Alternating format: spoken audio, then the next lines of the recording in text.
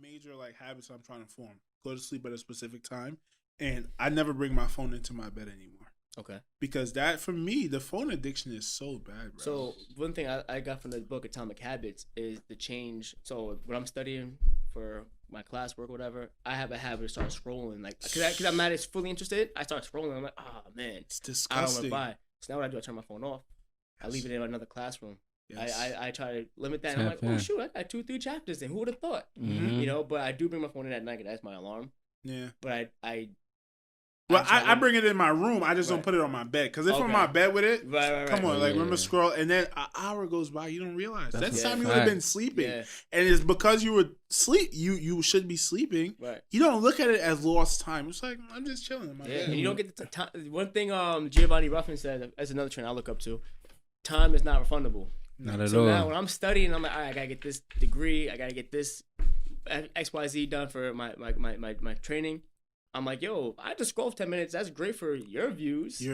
But now I don't get that back. So look, I studied this thing called stoicism, and the way they put it is that you will never see any one of us go outside and just start handing people money. Right. Like, hey, have 10, you have 20, you have 30. Right. We all could agree that time is more valuable than money. Absolutely. 10 times. Guess what? Absolutely. We go on this and we give people our time all the time. All the time, bro. Yo, you I'll take give 2 you minutes. 10. You take 5. You take 100. At the end of the day, you having a podcast, me being a trainer, we need that. That's a fact. It's a sick game. But at the same time, though, you guys are educated men. You know that to some degree, you need it too. It's also a way to decompress. So it's another way to sharpen your soul, right? So you're looking at other podcasts, say, all right, how can I get better? Yeah. So it's purpose in everywhere. It's just, you gotta know how to manage it. I'll be honest. Most important thing right there. Ever since we started doing the podcast, I stopped listening to podcasts. Yeah. Because it's for multiple reasons.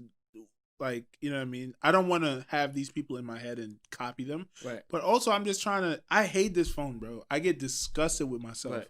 And I'm watching The Social Dilemma. Okay. Have you guys heard of it? No, I seen it on TV. Like the ad for it. I haven't watched it yet. It's you guys should watch it. It's crazy. It's a bunch of people who worked at Apple, Google that were part of the process of creating all these apps, and they left for, you know what I mean, like for what's the word I'm looking for? They didn't believe what was happening was right because they literally wired this shit to tap into our most caveman instincts. Right. We're being manipulated by this phone. Right. Right. The tag thing, like if we tag you in a post right now, you get a notification.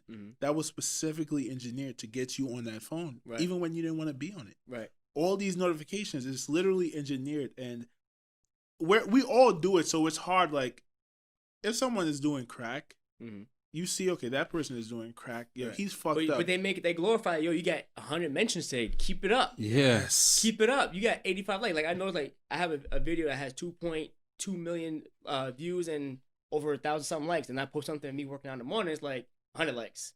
Yeah. Granted, it's an algorithm, but it's like they want to get you. But now I should be like, well, I had 2 mil. Let me do this again. Yes. Now I'm doing this again. Now instead of doing everything else I should be doing, I'm trying to get views. And I'm like, yo, if I get 100 views, whatever, I'm still going to stay with what I do, and eventually somebody's going to notice it, and everything will speak for itself. But that's crazy. That's a power just to stay disconnected from the internet. You know, we have to have that willpower to. It's crazy. We gotta shut ourselves off to. Yeah. It's crazy willpower. I don't think I have the power, that amount of power right now. You know what I had to do? I legit unfollowed a lot of people, and it was nothing personal. I had people like, yo, why'd you unfollow me? You don't mess with me anymore. I'm like, yo, I had nothing to do with that.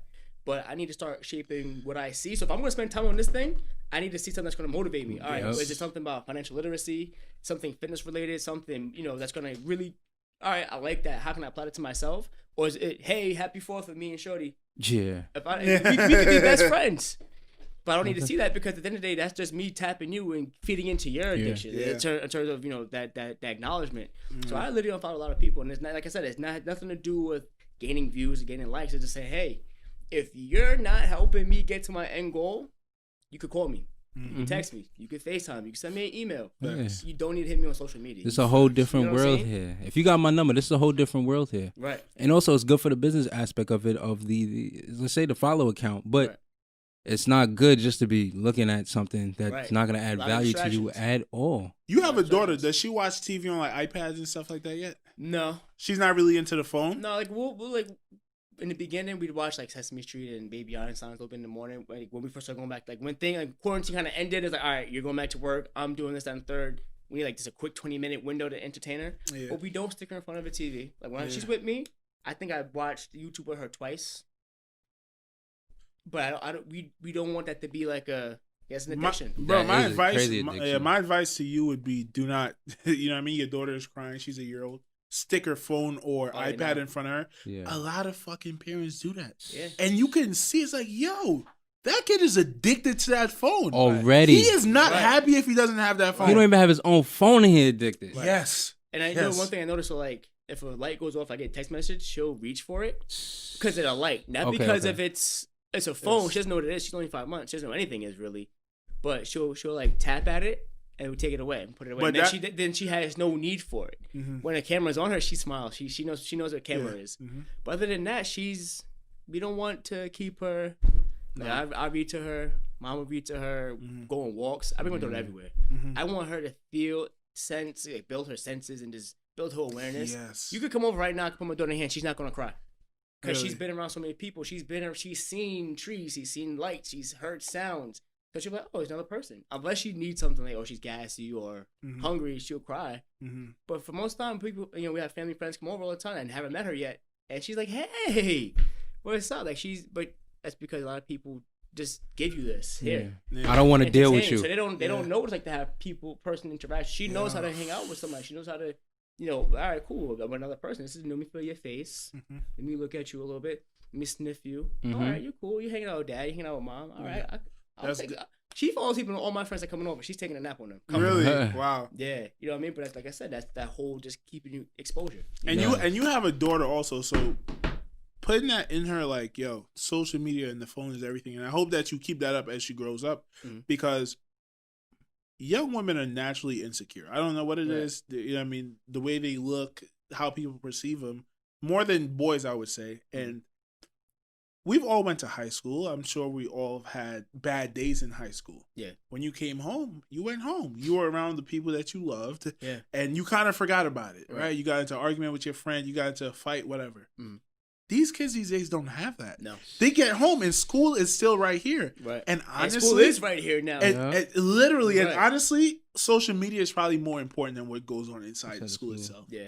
So you think about a little girl getting bullied. Think you're like this, right? When we go to school, what's the whole purpose of going to school? Because pandemic has shown us that we could be taught from anywhere, really. Yep. And one thing I think I struggle with finishing my master's is because I know I can learn so much more without that structure. Mm-hmm. Like I could learn, like you guys learn a lot on your podcast and how to speak and how to do X, Y, and Z on your own. Yeah. You didn't have to go to school for it. There's so many millionaires that didn't go to school and they're making 10 times more money than the guy who has a doctorate. Mm-hmm. But me having her on social media and me doing so many things with her, I want her to just be confident, like build her confidence. Yes. Like even every day, like, yo, you're so beautiful. Yes. Yo, you are amazing. That's daddy's job. You know what I'm saying? Like I give her that reassurance every day, and I'm gonna keep doing it and keep doing it until she says, "Dad, I got it." I understand. I mean? I'm good. But what I'm trying to say is, when you go to school, right?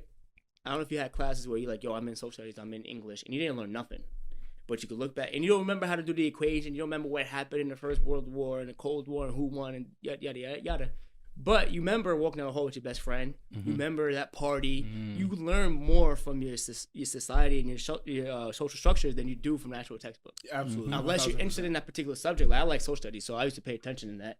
But the class that didn't interest me, I did enough just to pass and do what I had to do as a requirement. Mm. But I learned more from walking the halls and hanging around with certain people and those altercations and those issues and that drama when you tell your big brother and your mom or whatever and they're like, oh, that's stupid, like but it makes you who you are. You know what I'm saying? So there's an aspect of it now that they need it in terms of that, but I think you do without it at the same time. Ever told on a nigga? No. Ever squeezed the trigger? Yep. Ever set a nigga up? No. Ever helped a brother out when he was down on his luck?